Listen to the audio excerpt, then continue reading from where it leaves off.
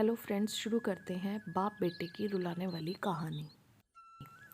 रमेश एक कॉलेज में छात्र था।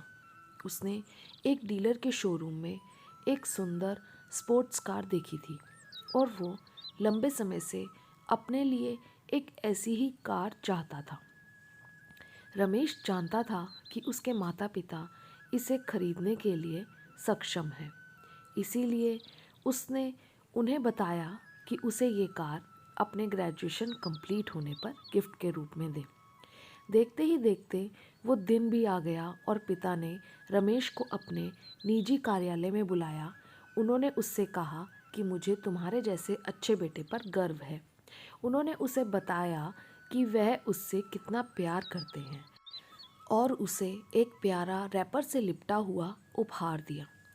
रमेश उस छोटे से गिफ्ट के डिब्बे को देख निराशा महसूस करने लगा, लेकिन वह जानने के लिए उत्सुक था कि ऐसा क्या था उस बॉक्स में।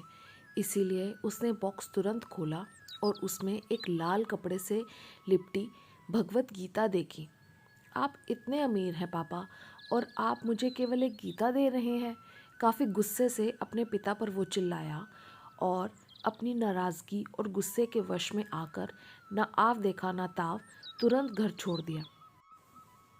काफ़ी साल बीत गए। अब रमेश एक सफल व्यवसायी बन गया था। वह अपने जीवन में खुश था। उसकी शादी हो चुकी थी और उसके 2 बच्चे थे। उनका परिवार एक सुंदर घर में रहता था, लेकिन उसके पिता के साथ टूटे रिश्ते के कारण उसकी आत्मा अभी भी आहत थी।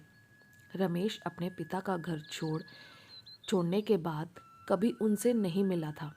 रमेश को उस दिन के बाद अपने पिता को न मिलने का पछतावा हमेशा रहने वाला था, क्योंकि एक दिन उसे एक पत्र मिला जिसमें उसके पिता के निधन की खबर थी और साथ ही ये बताया गया था कि उन्होंने अपने जीवन भर की पूंजी वसीयतनामा के अनुसार अब रमेश के नाम कर दी है।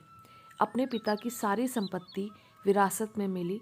तब रमेश अपने पिता के घर पहुंचा और कुछ महत्वपूर्ण कागज की तलाश करने लगा, और गलती से उसे वही भागवत गीता का उपहार लिपटा हुआ मिला, जिसे देख उसे फिर उसी उदासी का एहसास हुआ। उस गीता को उसने अच्छे से देखा तो उस पर अपने पिता की हैंडराइटिंग में कुछ लिखा पाया। उस पर लिखा था, मैं खुद को बेच कर भी हर सपना पूरा करूँगा तेरा, बस तू सपने ज़रा बड़े देखना। ये बोल रहा बाप, नहीं जिंदगी का सबसे पहला दोस्त तेरा। ये कविता पढ़ी ही थी कि अचानक उस किताब से एक चाबी गिरी, जिसके ऊपर लगे टैग पर उसके ग्रेजुएट होने के तारीख के साथ कॉन्ग्रेचुलेशन और आई लव यू लिखा हुआ था।